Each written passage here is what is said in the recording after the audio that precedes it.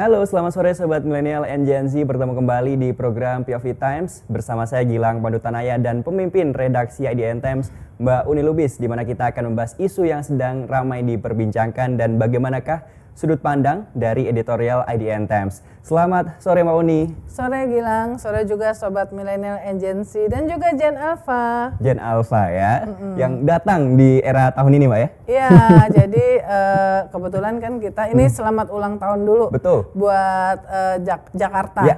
Ulang tahun ke-498 jatuh kemarin Minggu 22 Juni. Dan IDN Times dengan Pemprov DKI Jakarta punya 3 program kolaborasi, 2 yang berkaitan dengan ulang tahun Jakarta, yaitu Teka-teki Gen Alpha, Cerdas Cermat antar 100 SMP se-Jakarta. Finalnya sudah berlangsung hari Jumat yang lalu tanggal 20, Pak Gubernur juga Pramono Anung Wibowo hadir dan super seru karena ini Gen Alpha. Gen Alpha ini 65 juta di Indonesia, Gilang, dan di dunia itu ada 2 miliar. Dari populasi dunia itu Gen Alpha ya. Jadi kira-kira yang usia belasan tahun ini ya. Jadi jumlahnya signifikan, tetapi hampir tidak ada kegiatan yang signifikan untuk memperhatikan mereka. Nah makanya karena di IDN Time tuh memang menargetkan milenial and Gen Z dan sekarang Gen Alpha juga, maka kami hadir dengan ide teka-teki Gen Alpha itu ya. Alhamdulillah luar biasa ramai. Saya rasa belum pernah The Plaza, amfiteaternya di kantor IDN itu semeriah dan seramai itu, padahal setiap minggu kita ada acara ya. Di mana satu SMP membawa supporternya masing-masing. Iya, 30 sampai 40 ada lomba yel-yel, jadi saya sempat khawatir ambruk itu. Pak Gubernur juga sampai terkaget-kaget gitu ya, terkaget-kaget melihat yel-yel mereka. Jadi luar biasa. Kemudian juga ada sudah ada pemenang dari eco-friendly masjid competition atau kompetisi masjid ramah lingkungan, yang juga ini adalah isu penting untuk generasi masa depan ya. Karena masjid, rumah ibadah, tentu kita berharap juga kita ingin mengadakan dengan semua rumah ibadah, semua agama. Ini perannya sangat penting dan pemuka agama lokal tuh biasanya jadi informal leader. Sehingga kalau misalnya masjid, misalnya kegiatan sosial, kegiatan komunitas, anak mudanya juga berkembang dengan baik, dan advokasi mengenai ramah lingkungan itu bisa disebarkan dengan sangat konsisten di lingkungan masing-masing dari sekitar masjid. Ini kita bisa sangat membantu untuk solusi adaptasi dan mitigasi dari perubahan iklim. Yang ini penting buat generasi Alpha, karena mereka adalah generasi masa depan yang akan melanjutkan. Jadi itu concern yang kita share bersama antara IDN Times dengan Pemprov DKI Jakarta. Di minggu kemarin Mbak ya? Iya, baru selesai minggu kemarin sibuk banget IDN Times. Nah, kita masuk di POV Times kali ini Mbak, ada tema yang menarik di mana perang Israel dan Iran yang masih berlanjut. Dan terakhir ini Amerika Serikat ikut campur tangan dengan menyerang fasilitas nuklir milik Iran. Sebenarnya Mbak, dampaknya untuk ekonomi global seperti apa?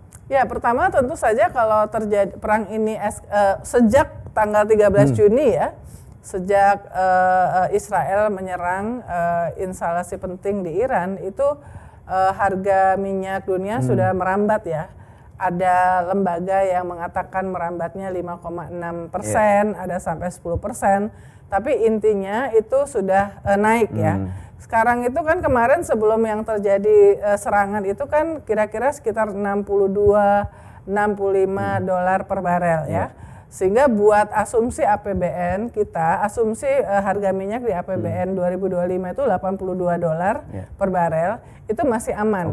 Tapi ini kalau terus berkelanjutan, apalagi kemudian kemarin hari Minggu ya, kalau di kita hari Minggu pagi ya, itu Amerika menyerang 3 instalasi nuklir Iran, sehingga ini adalah sikap yang sangat jelas dari Amerika untuk mendukung Israel dalam perang perang di Timur Tengah ini. Maka retaliasi dari Iran itu, dan Iran sudah mengatakan akan retaliasi akan membalas ya, itu yang sangat dikhawatirkan. Satu, kalau hasil vote dari parlemen Iran dan juga presiden, disetujui oleh presiden Iran Khamenei, mengatakan bahwa akan menutup Selat Hormuz Selat Hormuz itu adalah kontribusinya 20-30% dari transportasi lintas ya, lintas wilayah di dunia ini untuk minyak dan gas ya, perdagangan minyak dan gas. Sehingga kalau itu ditutup, artinya akan terjadi kelangkaan di negara-negara yang membutuhkan ya, negara-negara konsumen, karena transportasinya diblok oleh Iran. Dan ini pasti otomatis akan meningkatkan harga minyak ya.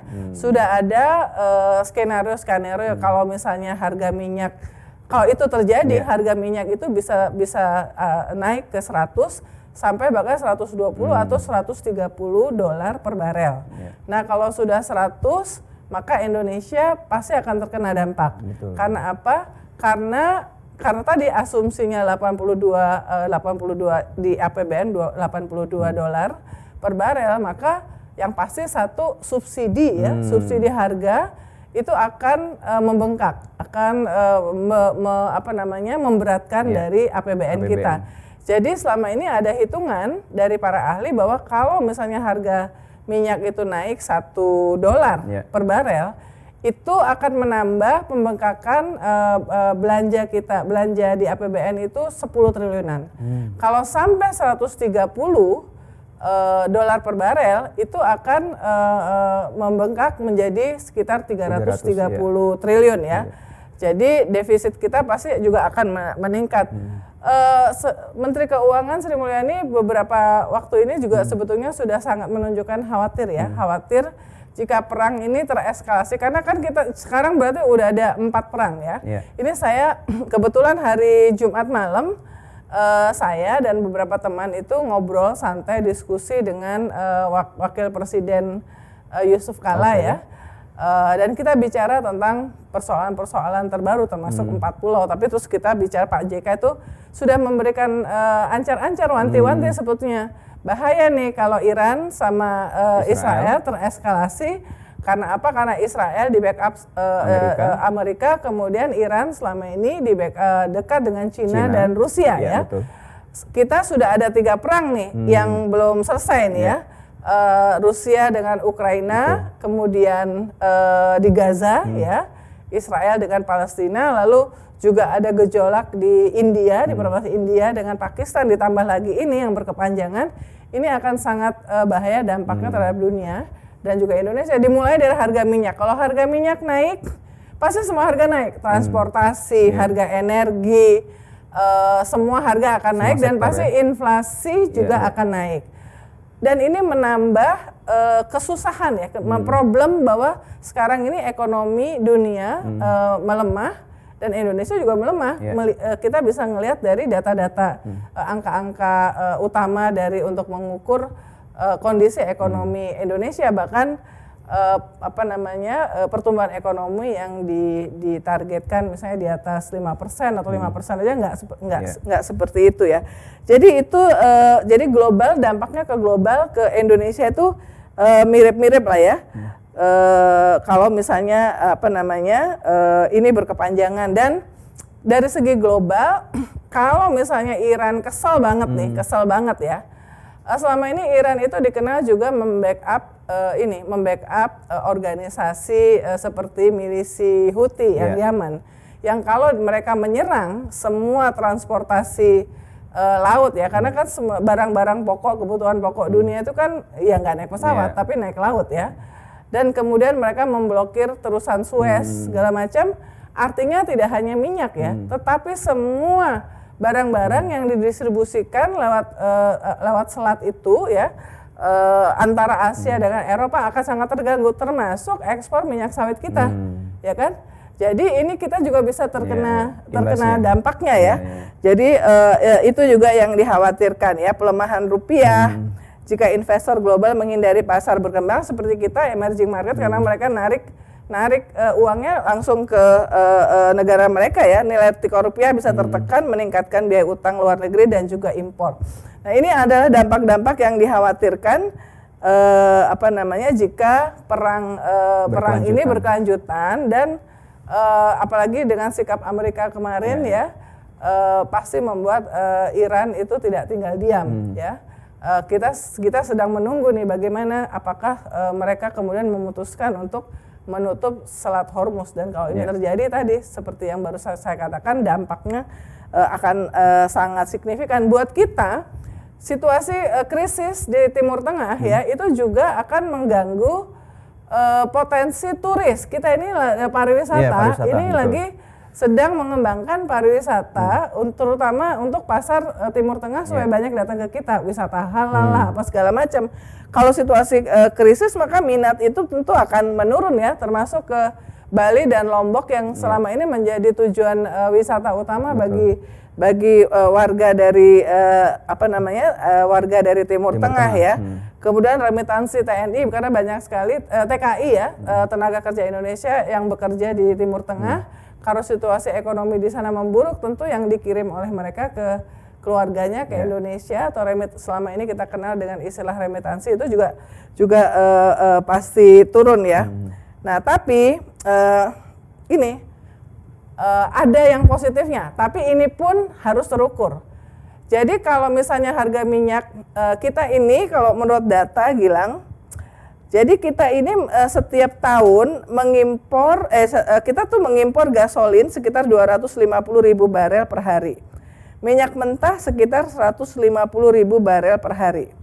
LPG sekitar 5 sampai 6 juta metrik ton setahun ya. Jadi kita ini meskipun penghasil minyak tapi kita sudah lama menjadi net importer. Jadi kita tetap kenaikan harga minyak dunia itu akan langsung berpengaruh terhadap ekonomi kita ya. Tadi APBN, harga minyak. Nah, tapi nih kalau misalnya harga minyak naik ya, ada yang harga batu bara, di mana Indonesia adalah salah satu produser batu bara yang besar dan eksporter, itu biasanya akan naik karena ini menjadi alternatif sumber energi karena minyaknya naik ya. Negara yang selama ini negara seperti Cina dan India yang sangat memerlukan batu bara dari Indonesia dan dari negara yang lain itu pasti akan menambah impornya. Ya tapi sekali lagi kalau harga batu bara itu naik juga ada resikonya ya. Produsen batu bara mungkin untung, tapi kita pembangkit listrik di Indonesia, PLN itu masih banyak menggunakan batu bara ya. Sehingga ya cost-nya PLN itu juga akan naik. Pertanyaannya apakah misalnya PLN akan meningkatkan harga tarif listrik? Wah ini kan sensitif. Masyarakat udah susah, PHK di mana-mana, pertumbuhan ekonomi melambat, daya beli juga melambat, dan itu disampaikan juga waktu minggu yang lalu kan ada pertemuan pemimpin redaksi dengan direksi Telkom yang baru.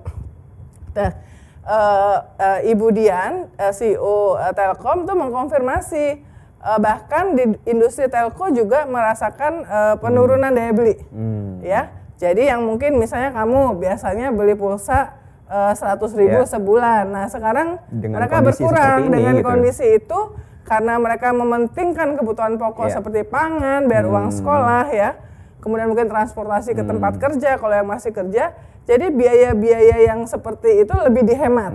Jadi semuanya mengalami dampak dari pelemahan daya beli ya. Nah ini yang mesti hati-hati ya.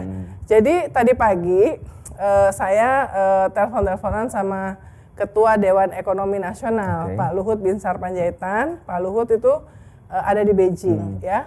Pak Luhut mengatakan bahwa setidaknya di Dewan Ekonomi Nasional itu sedang memonitor sangat intensif dan juga segera menyusun antisipasi dan langkah-langkah apakah bagaimana Indonesia seharusnya merespon sehingga pengaruh dari perang di Iran dan Israel itu seperti yang dikatakan oleh beberapa ahli juga medium lah, bukan yang sangat kencang gitu ya, tapi ini nggak mudah ya, nggak mudahnya karena memang di sini sangat diperlukan bagaimana mengolah fiskal dan APBN, defisit, kemudian Bank Indonesia juga suku bunga, kerjasama di antara pengolah penanggung jawab moneter ini harus kompak. Dan mungkin ini saran dari kita ya di IDN Times karena kan ini POV. point of view Sudut ya, pandang, posisi sudut pandang dan editorial ya. Kita tentu berharap ini bedanya era internet dengan era sebelumnya, termasuk era Orde Baru, di mana kekuasaan atau pemerintah bisa memonopoli informasi. Sesudah era internet, jadi pemerintah sebaiknya tidak bersikap denial atau terus-menerus menutup-nutupi situasi yang sebenarnya dari ekonomi kita. Ya, kalau terus-menerus narasinya itu adalah satu, wah fundamental ekonomi kita baik-baik aja, gitu, everything okay, everything nggak oke loh. Kalau setiap minggu ada orang yang di PHK kan berarti paling tidak semakin banyak ribuan orang merasa tidak oke. Ya itu jangan dianggap bahwa oke mungkin dari segi mereka ya, termasuk misalnya wamen-wamen jadi komisaris di BUMN dapat penghasilan tambah gitu ya. Di level itu mudah untuk mendapatkan tambahan gaji, tambahan pendapatan, tapi di level rakyat susah gitu ya. Terus di BPJS juga yang asuransi itu nggak lagi gratis semuanya, harus membayar juga ya 10%. Jadi ada tambahan pengeluaran yang terjadi karena perubahan kebijakan, belum lagi efisiensi anggaran yang dampaknya juga ke berbagai industri ya. Tetapi juga di sisi lain yaitu tadi situasinya menjadi pemerintah mesti saran kita jujurlah dengan kondisi ekonomi kita ya. Kedua, ajak dong seluruh bangsa ini untuk bersama-sama ya saling menguatkan untuk menghadapi situasi yang sangat tidak mudah ya.